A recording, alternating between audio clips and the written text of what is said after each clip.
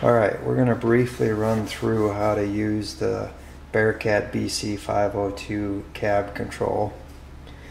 First, when we power up, you should have all your switches off, like your master switch, pump switch, PTO. If you don't, it's going to tell you that they're on and to turn them off. So hold your power until you get to the yellow screen.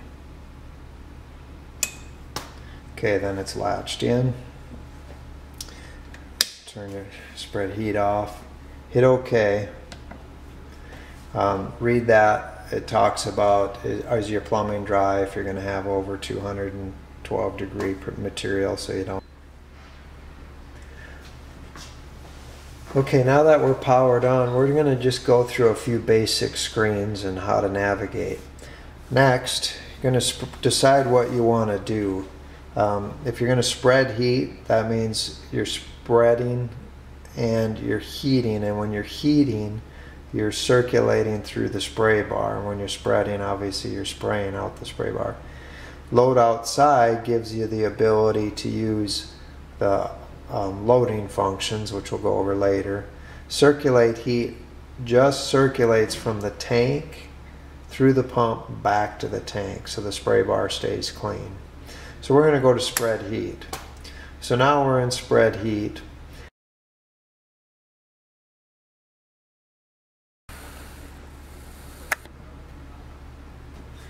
So now that my if I hit any button, there my menu pops up. Now I can go back and it'll scroll right around back to the start. I can go forward. So the first page is called settings. If I want to select something, I use the select button and it's going to be highlighted in yellow. So here I can say OK. I can go in and I can change my circulate GPM, my manual pump speed. So if I use my manual pump speed here with the toggle switch, I can have a simulate FPM. I can turn the simulate FPM and I can change my flush time. That flush time only will affect the cycle 2 of the flush cycle. So if I select, again, it turns yellow with whatever I want to select. Once I've selected something, I hit the edit. Now I can increase it and hit OK. I can hit back, comes back to this page. I can select down to the cal values. Hit OK. And within the calibration values are settings that are primarily set up when the truck is built, and we take a picture of this to record the original settings. FCal is what it takes to make your truck read out 1,000 feet when we run it over a 1,000-foot test field. GCal is your pump calibration. So if you find your pump is spreading a little bit light, you can change your GCal and then it will spread a little heavier. This is the type of truck it is, whether it's hydraulic, so I can select down. Now you'll notice some selections are locked. If they're locked, what you do to get out of the lock feature is with the pump off over here, I hit the ready switch over here twice. Now you'll notice the lock screen has been unlocked. So now we can go ahead and edit that function. So I can hit edit. And it's going to tell you what it is. So rubber truck, I can go down and then I can to electric drive or standard hydraulic, hit OK. Now those parameters are saved. I can go in here and change the pump size. A couple things, like you can go from standard to metric without locking or unlocking. We have that lock feature just so you don't accidentally change some parameters. We hit back. Spray bar is the next one down. This you should really never have to change very frequently unless you have a truck with extensions. So if I hit select, it's locked. Line markers, I can turn my line markers on or off, and I can add extensions if I have extensions without going into the lock screen.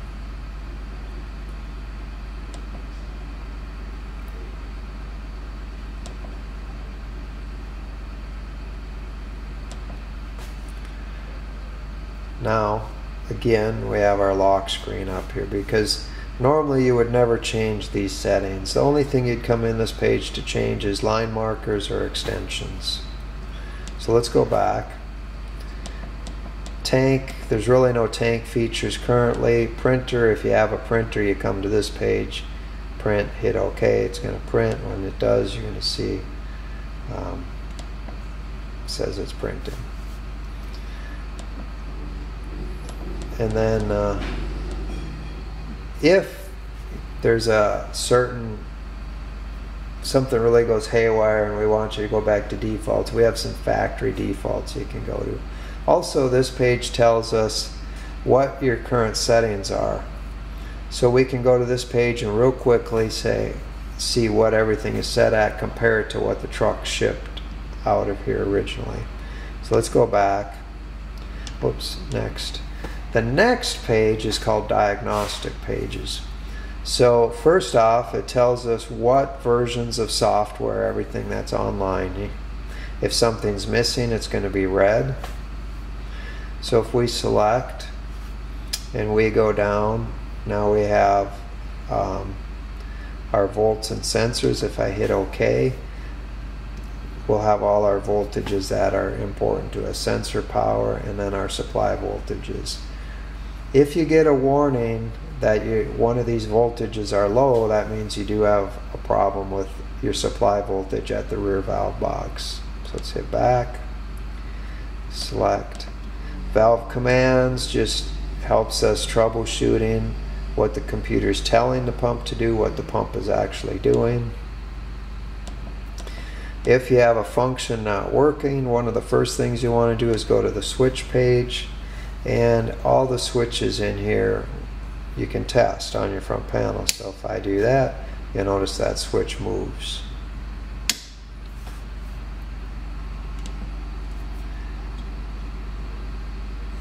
We'll select down to the side control.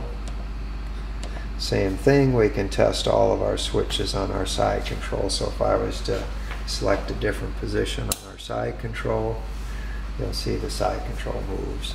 We'll have our potentiometer volts, so we can check all that.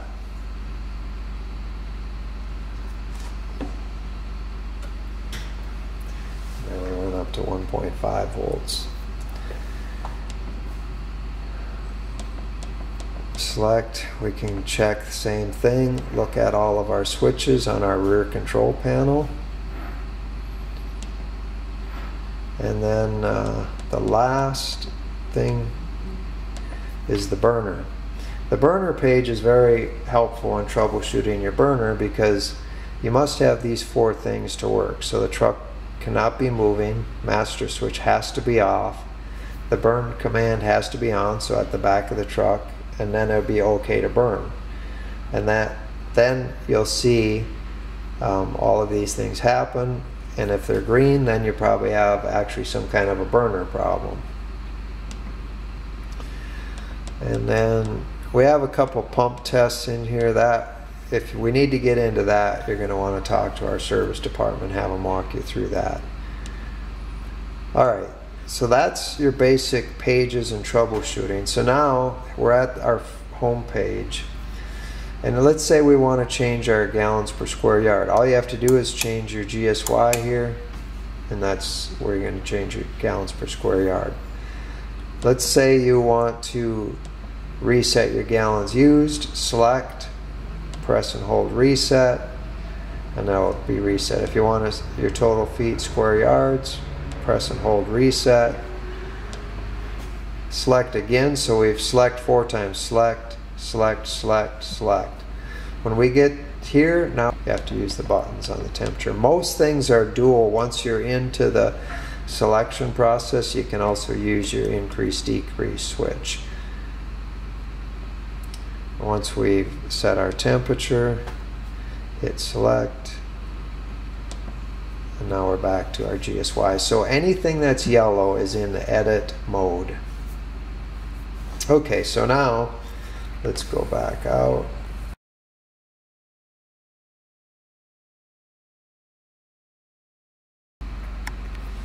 So for basic functions, I like to just leave all my switches on. This is an operator preference. You can use the switches, but I like to use the taper switch. So I'm going to leave all my switches on. And let's say I'm going to only use this 7 feet of the main bar plus the 4 feet on the right side.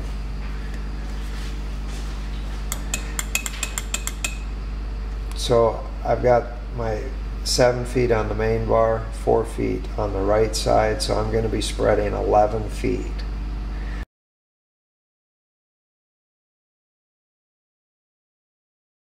I haven't touched any of these switches. I know what I'm going to be spreading. So now I back up, I get ready to spread. I hit the ready switch, and what that does is it gets the pump to the right speed. So in this case, I've been circulating at 40 gallons a minute.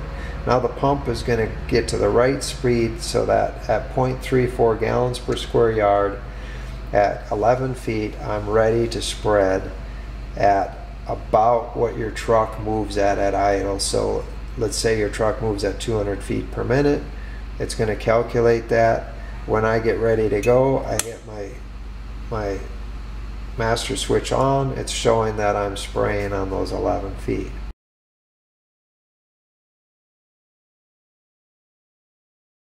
Now let's say I'm coming up to a corner and I need to taper more off. I can either taper in from the right, and you'll notice how quickly I can come across, and now I'm down to 2 feet. Now I can quickly taper back on. I can taper these back on. Because I have left all my main switches on, and then I hit my master, I'm done.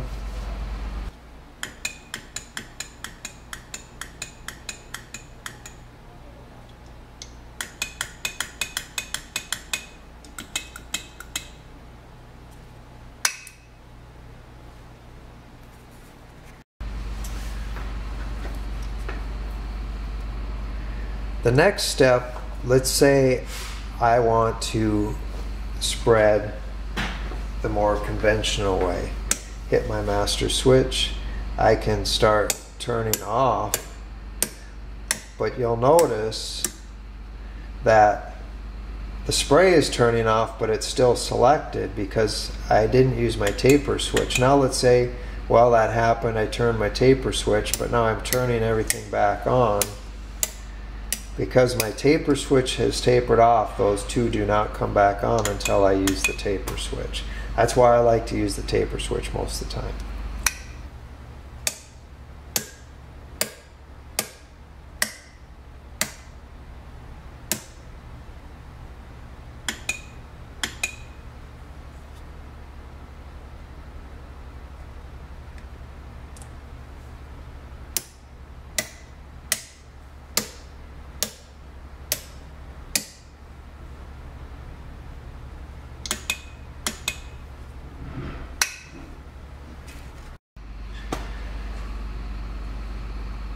Wing raise, so your inner wing is wing 1, outer wing, and if you have a triple fold, then your very outer wing.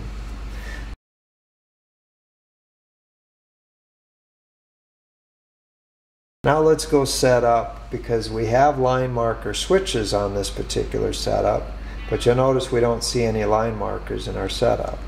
So let's go back, let's go to spray bar setup, and let's select line markers,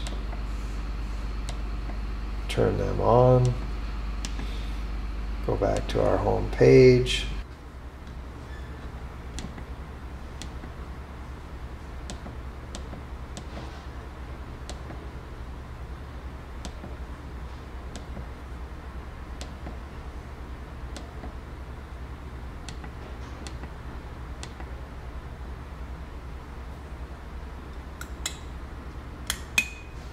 Now we have line markers. Now we need to taper those on, see how they're filling in. Now when we go to spray, we've got 16.6 feet because each line marker is worth 3 inches. So now the first time we taper, we're just tapering off our line marker.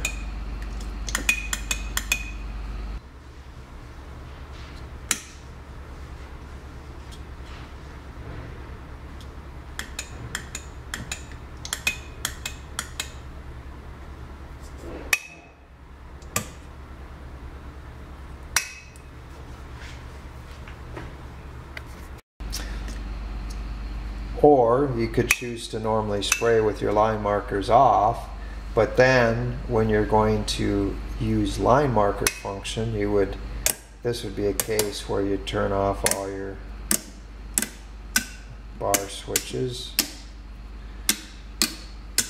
And let's say you need to mark out a line. Now you could turn on your master switch, nothing's going to happen, and as I'm backing up or going forward, either way, marking out an intersection, I can just keep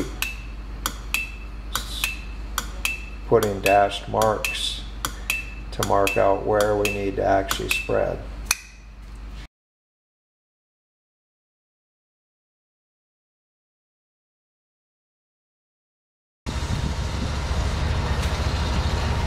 Okay, the side control. When you select side control from the front cab, then you're going to want to come out here. Make sure the valve button is in and this pump switch is off. If you change a different function and you've either got the valve on or the pump forward, what you need to do is shut that off and wait about 2 seconds so it'll clear that air.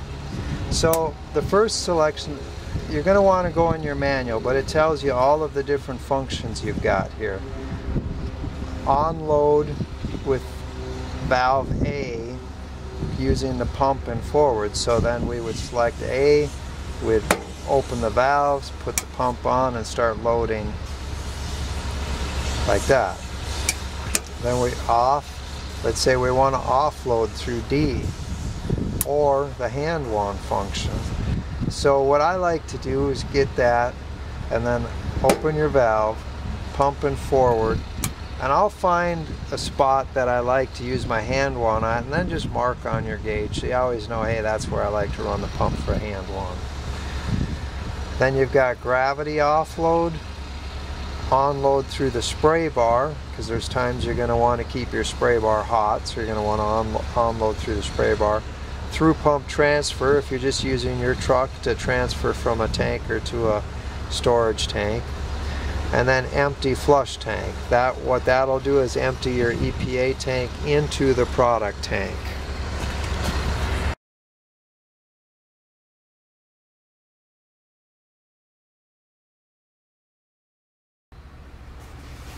Okay, at the end of the day, when we want to start a flush sequence, we'll make sure our pump is off, our master switch is off, and go to auto flush.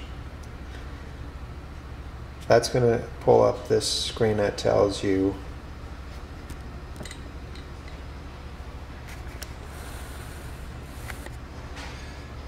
to turn off or start your flush cycle. Pump switch forward. Pump switch forward.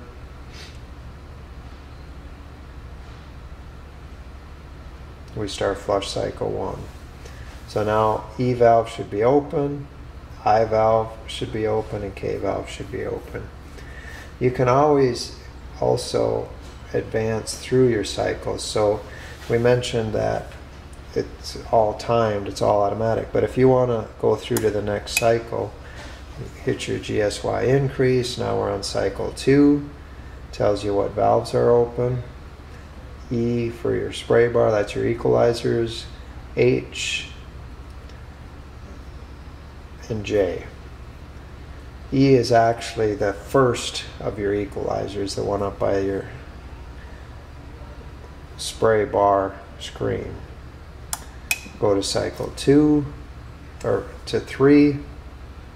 Now our eye is open again, E is still open, so we're pulling air in, pushing it out through our spray bar screen, and then returning it back to the EPA tank, and then we can finish the whole flush cycle. Then we can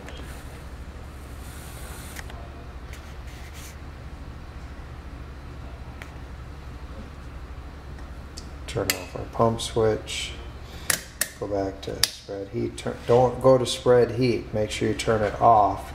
If you go to spread heat, you're going to open your tank valve again, and if you have product in your tank, you're going to flood your suction strainer with material.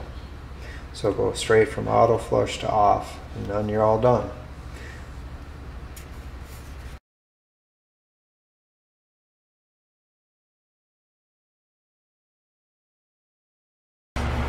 Okay, we have what we call an EPA tank on the passenger side of our trucks. This tank consists of an air tank up front, the first section up to here, and then a clean, environmentally flushing fluid right here so you can wash stuff down, and then the actual flush tank here, which again has environmentally friendly solvent. So the air tank, if you're going to want to use your little spray down hose, you're going to open the air here, it's going to come in and pressurize your supply. Then this hose here comes back here, and you can then use this hose for washing your truck down. It's a little nozzle on it. And then when you're done using it, you'll want to turn your air off, open this air, and that'll bleed the pressure off of your solvent tank so that you can add more solvent. Every day you're going to want to fill up your flushing tank. Make sure that's topped off, because that is the tank that's used during auto flush, which we'll get into in a minute. So from the cab, you're going to choose auto flush at the end of the day. And what that's going to do is it's going to pull air into the strainer box through this valve here, and it's going to purge your system. It's purging the spray bar, and it's pushing all of your product back to the product tank by allowing you to suck air in, push all the product back to tank. It's going to do that for about 3 minutes. The pump's going to be running very fast. Then that valve will close, and then it will start to pull material from your EPA tank through this hose. The H valve over here. This H valve opens, starts pulling in flushing solvent, and it's circulating that through the spray bar. That's the part you can change the time in your display. It defaults for 3 minutes, but if you need to flush for longer because you have a particularly nasty fluid, that's where you're going to want to change that. Then, when it's done flushing, also make sure your J valve is open up here, because that where your flushing solvent returns to the EPA tank, so it's a closed system. Then your H valve closes, your J valve stays open, your I valve, your air intake, opens again. Now it's pulling air in, it's pushing all the solvent back to your spray bar, to your EPA tank over here. When that's done, then your system is flushed. While it's flushing, I like to do a little bar maintenance. So right here where it says lube daily, I like to put just a little shot of solvent in each one on all your valves. That way when it cools off overnight, you're not dragging your seals through cold asphalt. I like to make sure all of my cylinder shafts are clean, hydraulic and air, so that in the morning again your cold asphalt isn't dragging through all your seals. Another part of your daily maintenance is pull these 4 bolts off, pull your suction strainer out and clean your suction strainer. And then also pull these 4 bolts off, and pull that cap off, and pull out your bar feed strainer and clean that up.